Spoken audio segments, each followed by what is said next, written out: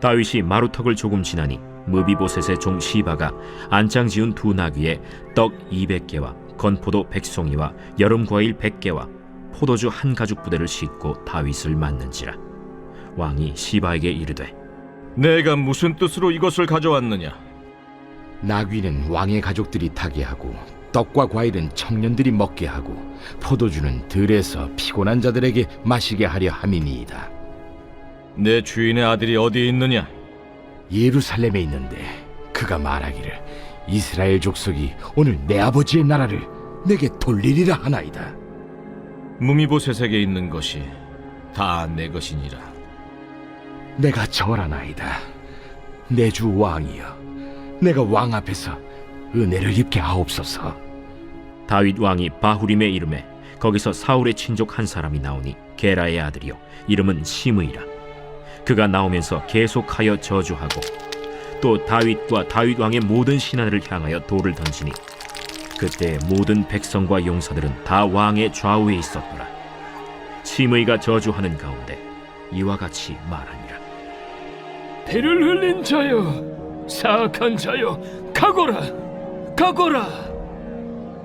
사울의 족속의 모든 피를 여호와께서 내게로 돌리셨도다. 그를 이어서 내가 왕이 되었으나 여호와께서 나라를 내 아들 압살롬의 손에 넘기셨도다. 보라, 너는 피를 흘린 자이므로 화를 자초하였느니라 하는지라. 할렐루야. 오늘도 우리의 삶의 주인 되신 주님을 찬양하며 내 삶 가운데에 크고 작은 사건이 닥쳐올 그때에도 그 순간에도 주님을 더욱더 붙드는 우리 모든 공동체가 되기를 소망합니다. 다윗 왕이 아들 압살롬의 반역을 피해 도망치던 중에 오늘 길 위에서 만난 두 명의 인물이 등장을 합니다. 즉 시바의 거짓 고발과 시므이의 저주를 다루고 있는 것이 오늘의 본문이죠. 다윗의 인생에서 가장 낮아진 순간에 드러난 인간의 이중성과 기회주의적인 면모를 잘 보여주고 있는 오늘의 본문입니다. 오늘 본문을 통해서 우리는 다윗이 만난 이 두 가지 인물을 통해 이 두 가지 이 사건을 마주하게 됩니다. 우리 인생에도 찾아오기 너무나도 쉬운 빈번히 찾아오는 이 두 가지의 사건을 통하여 오늘 우리는 어떠한 신앙인의 자세를 가져야 될지 함께 보고자 합니다. 먼저 첫 번째 사건은 속임의 사건이다 하는 것입니다. 속임의 사건. 1절로 4절 말씀을 보면 무비보셋의 종 시바가 나옵니다. 시바는 나귀와 떡, 건포도, 또 여름과일, 포도주를 들고 피난길에 다윗을 맞이하고 있습니다.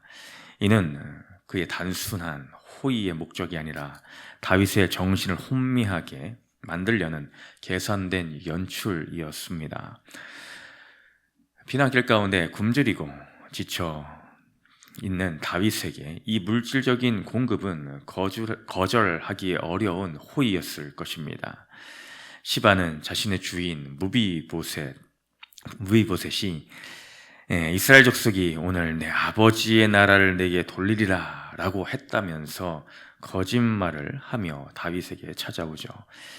이 말은 영적으로 볼 때나 또 정치적으로 볼 때 말이 되지를 않는 표현입니다.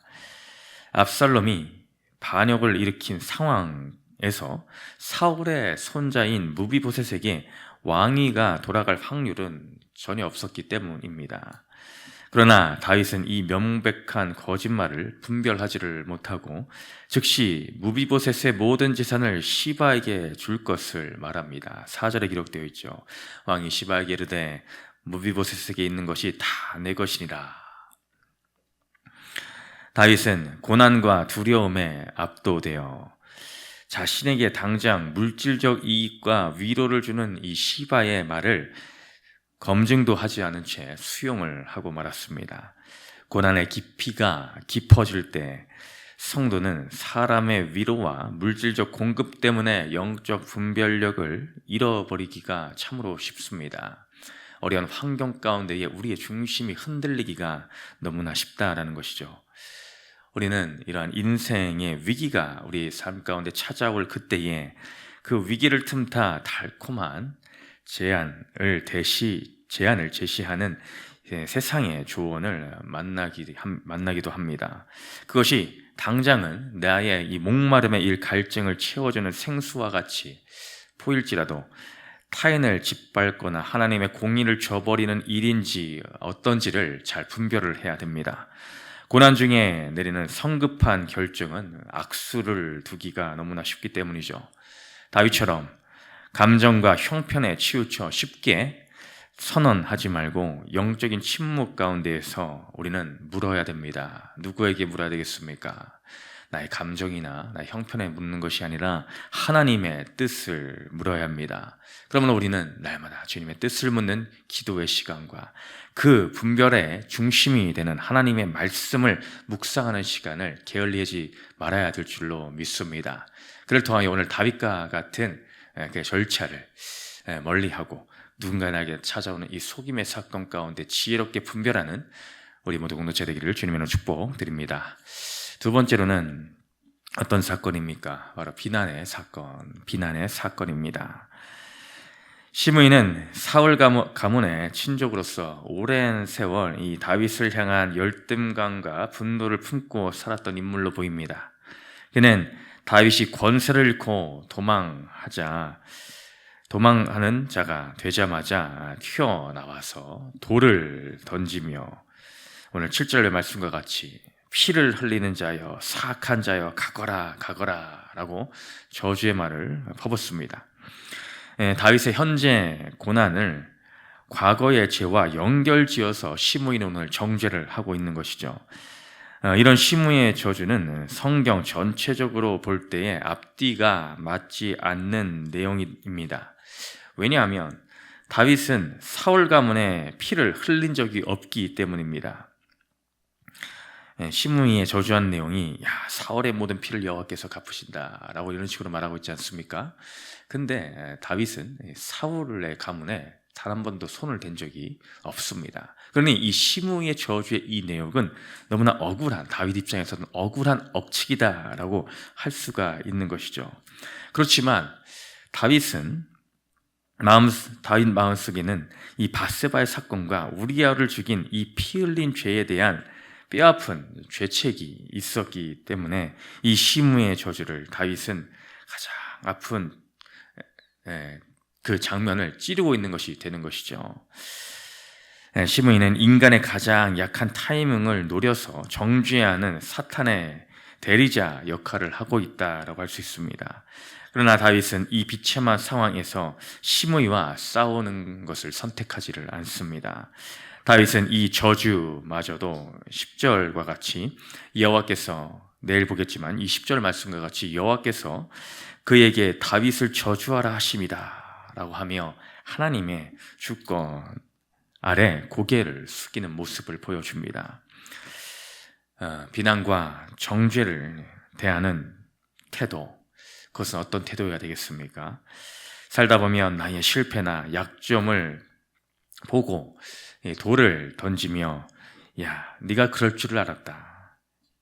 하나님이 너를 그렇게 놔둘 리가 없지. 너 죄의 대가다 라는 식으로 저주를 퍼붓는 시므이와 같은 존재를 만나는 경우가 있습니다. 이때에 인간적인 분노로 맞서 싸우거나 반대로 낙심하여 주저앉지를 말아야 합니다. 원수의 입에서 나오는 부당한 비난 속에서도 우리는 우리 자신을 돌아보는 영적인 계기로 삼아야 할 줄로 믿습니다. 하나님이 저 사람의 입을 통해, 저 지체의 입을 통해, 우리 가족 누군가의 또한 입술을 통하여서 지금 나를 낮추시고 계시는구나 라는 이 영적인 겸손함을 취할 때에 원수의 저주는 우리를 파멸시키는 독과 같은 것이 아니라 우리를 정결하게 하는 약이 될 줄로 믿습니다. 결론적으로는 우리는 어떻게 해야 되는가? 가장 깊은 어둠의 길에서 누구를 바라보아야 되는가라는 것에 우리는 초점을 맞춰야 합니다. 피난길의 다윗은 시바의 거짓말에 속아 실족하기도 했고 시므이의 저주에 마음이 찢기기도 하였습니다. 우리도 고난을 당하면 속기도 하고 상처받기도 하는 상황이 상황을 만나긴 합니다. 그러나 중요한 것은 그 피난길의 끝에서 이 다윗은 사람을 상대하지 않고 결국 하나님을 바라보았다라는 것입니다. 우리도 동일하게 오늘 우리에게 주어진 인생길 가운데 크고 작은 사건들을 만날 그때에 다른 누군가가 아닌, 내 환경이 아닌 하나님만을 바라보면서 내 삶에 찾아온 시바의 유혹을 분별하고 시므의 저주를 하나님의 주권적인 훈련으로 소화해내는 그 믿음의 선언, 그 자리 가운데 굳게 서가야 될 줄로 믿습니다. 그래야 오늘도 우리에게 주어진 이 인생 가운데에 주님을 나의 주인으로 고백하며 내 삶을 나보다 잘 아시는 그 주님의 뜻하심 가운데에 내 삶을 내어버리는 그 믿음의 행진을 해나가는 우리 모두 공동체 되시기를 주님의 이름으로 축복드립니다. 넘기셔서 세 번째 질문 읽고 마치겠습니다. 시작. 나는 부당한 비난을 받을 때 먼저 하나님의 뜻을 구합니까? 억울한 상황에서 혈기 부리지를 않을 수 있습니까? 기도합니다. 사랑의 주님, 오늘 인생의 가장 연약하고 흔들리기 쉬운 그 자리 가운데에 다윗은 두 가지의 시험거리의 사건까지도 만나게 됩니다. 주님, 우리의 약할 그때에 찾아오는 이 모든 시험의 사건들, 모든 이런 상황 가운데 우리는 내 자신의 연약함으로 인해서 흔들리기가 너무나 쉽습니다. 오늘도 내 자신의 그러함을 고백하며 오늘도 그러함으로 주님을 붙듭니다. 주님 말씀 가운데 귀를 기울입니다. 우리 영적인 분별력을 허락하여 주시고 우리를 비난하는 사건들 가운데서 주님을 더욱더 찾고 부르주시며 주님의 행하심의 주권을 인정하는 그 자리 가운데에 오직 주님의 이름만 영광 올려드리는 오늘 하루의 복된 날이 되게 하여 주시옵소서. 감사드리며 예수님 이름으로 기도드렸습니다. 아멘.